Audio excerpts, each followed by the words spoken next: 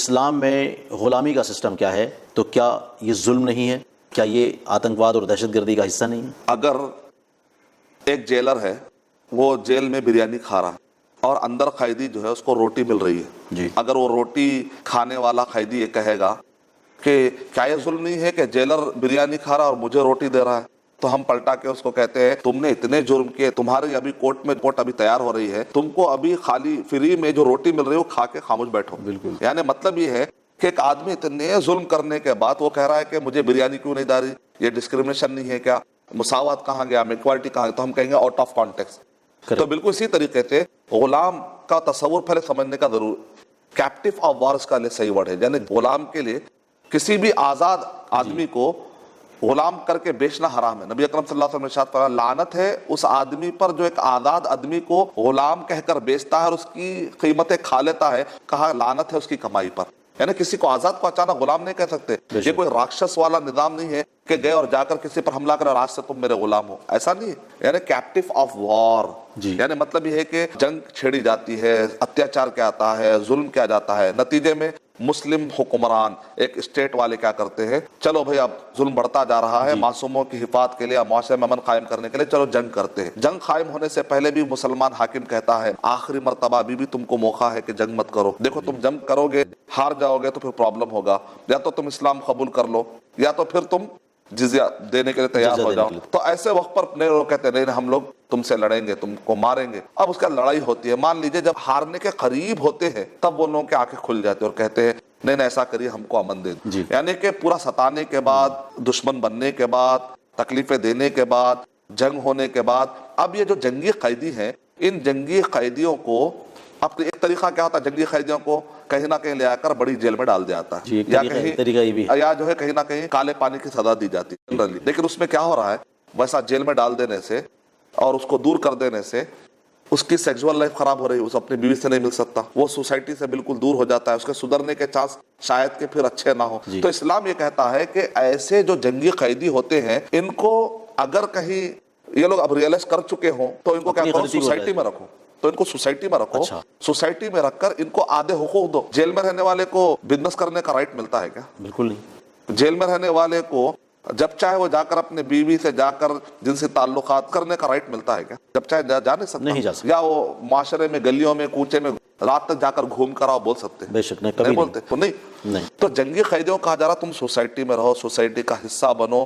اور اس کے بعد ان کو حقوق تک دیے جا رہے ہیں، ان کے رائٹس ہیں، ان کو آزادی سے گھوم رہے پھر رہے۔ ہر غیر مسلم کو اٹھا کے تھوڑے غلام بنا لیا جاتا ہے، ایسی بات نہیں ہے۔ اگر ویسا ہوتا تو فتح مکہ کے موقع پر نبی اکرم صلی اللہ علیہ وسلم یہ نہیں کہتے تھے جاؤ تم پورے کے پورے آزاد ہو، آپ کہتے تھے چلو تم آؤ غلام بنو۔ غلام کس کو بنایا جا رہا ہے؟ جو جنگی قیدی ہوتے ہیں۔ جنگی قیدیوں میں ہر غیر مسلم جنگی قیدی نہیں، جنگی قیدی جو سامنے کی جنگ لڑ رہے ہیں۔ ایک مسلمان ہے اگر ایک مسلمان ہے وہ ڈاکو بن جاتا ہے، اس کو سزا دیتے ہیں تو ایک مسلمان کو بھی سزا ملتی ہے، بالکل جیسا اگر غیر مسلم جنگ کرتا ہے تو اس کے کرائم کی وجہ سے سزا مل رہی ہے، ایک مسلمان بھی اگر چوری کرتا ہے تو اس کو سزا ملتی ہے، وہ اس کے کیے گئے جرم کی سزا ہے۔ تو ایسا نہیں ہے کہ چونکہ وہ غیر مسلم ہے لہذا اس کو غلام بنا لیا، یہ کانسیپٹ غلط ہے۔ پہلی بات، غلام لونڈی یہ ورڈ ہی صحیح نہیں، اس کا ترجمہ صحیح نہیں۔ کیپٹیو آف وار اس کا ترجمہ جنگی قیدی، جنگوں میں پکڑ لیے جانے والے لوگوں کے حقوق کیا ہے؟ تو ہم کہیں بھائی کیا حقوق کی بات کر رہے ہیں، ان کی سزا کیا ہے بات کرنے کا زمانہ۔ تو جیسا میں نے مثال دی کہ قیدی کہہ رہا ہے مجھے روٹی دے کے جیلر تم بریانی کھا رہے ہو، تو ہم کہیں گے کہ بھائی تم قید خانے کے ادھر سائڈ ہو اور میں قید خانے کے ادھر سائڈ ہو، دونوں میں کچھ تو فرق ہونا ہی چاہیے۔ ایک پوائنٹ ہوا۔ اب ایک سوال اٹھتا ہے کہ بھائی یہ جزیہ کیوں لیا جاتا ہے؟ جزیہ کا مطلب ہوتا ہے جزا، ان سے نکلا، جزا مانے بدلے کو بدلہ۔ ان سے کیا لیا جاتا ہے اور ان کو بدلے میں کیا دیا جاتا ہے؟ جو جزیہ کا مطلب ہوتا ہے کہ غیر مسلمان ملک میں غیر مسلم معاہدہ کر کے کہتے ہیں بھائی ہم تو جنگ ہار جا رہے ہیں لہذا ہم ایسا کرتے ہیں معاہدہ کر کے جی لیتے، یعنی جنگ شروع ہونے سے پہلے ہی وہ لوگ کہتے ہیں بھائی ہم کو معاف کر دو، ہم لوگ غلط کام کرے تھے لہذا ہم کو تمہارے ملک میں رہنے کی اجازت دے دو۔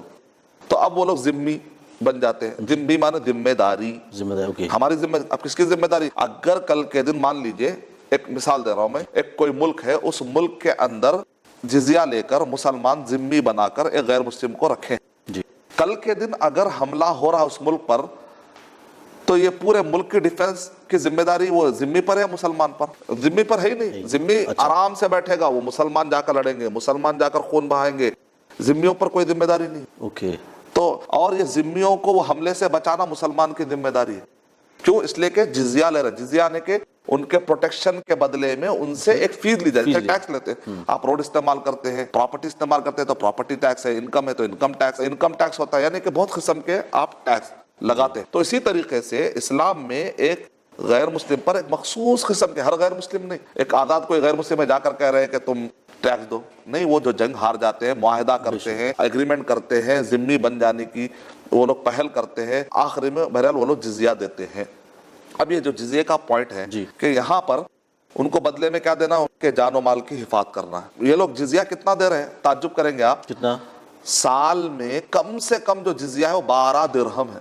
अब 12 दिरहम का मतलब महीने में 1 दिरहम। 1 दिरहम। अब आज के दौर में दिरहम कितना होता है? दिरहम माने चांदी का है, दीनार जो होता है वो सोने का होता है। दिरहम ले रहे हैं, दीनार नहीं। और जो दिरहम होता है वो 1 दिरहम 3.11 ग्राम होता है, यानी कि लगभग यूं समझे 3 ग्राम जी। 3 ग्राम आज के दौर में ग्राम के हिसाब से अगर हम बात करेंगे तो चांदी के 3 ग्राम।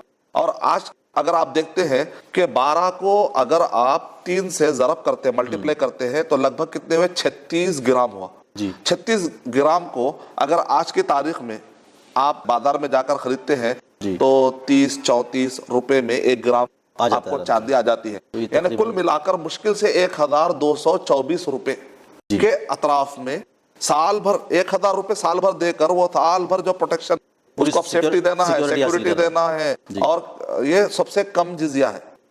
12 दिरहम का भी है, 24 दिरहम का भी है, 48 दिरहम का भी है, लेकिन औरतों पे जिजिया नहीं है। उनकी जो औरतें उन पे जिजिया नहीं है, बच्चों पे जिजिया नहीं है, बूढ़ों पे जिजिया नहीं है, बीमार पे जिजिया नहीं है, और इसी तरीके से अगर फिजिकली हैंडीकैप है तो उस पे जिजिया नहीं है। हट्टे कट्टों पर जो हमारे मुल्क में रहकर खेती बाड़ी सारे राइट्स इस्तेमाल करते हुए खाते पीते हैं, और जंगों में सारे मुसलमान जा रहे हैं, इनको जंगे करने की भी इनको भी जरूरत नहीं है। तो इतनी आराम की एक माने में बादशाहों की लाइफ हो गई, शाही लाइफ हो गई, बैठ के खा रहे हैं और पी रहे हैं, और उसके बदले में सिर्फ पे कर रहे हैं छोटी सी मदद। और यहाँ तक भी गुंजाइश है, अगर वक्त का हाकिम को आकर वो लोग बोलते हैं कि इस साल हमारे पास बराबर इनकम नहीं हुई। जब अंग्रेज आए थे हिंदुस्तान को तो खेतों में चाहे फसल हो या ना हो लगान दे देने का था। बिल्कुल। इस वजह से क्या हुआ, हिंदुस्तान के अंदर बहुत तरफ से आंदोलन आया। लेकिन इस्लामी हुकूमत में अगर आकर कहते हैं कि हमको इनकम नहीं था, इस साल ड्रॉट था, इस साल खैस साली थी, तो वो 12 दिरहम भी माफ हो जाते हैं। अब और क्या चाहिए? इसको कहते हैं सारे उंगलियां घी में, पैर भी घी में, हाथ भी घी में, मुंह भी घी में।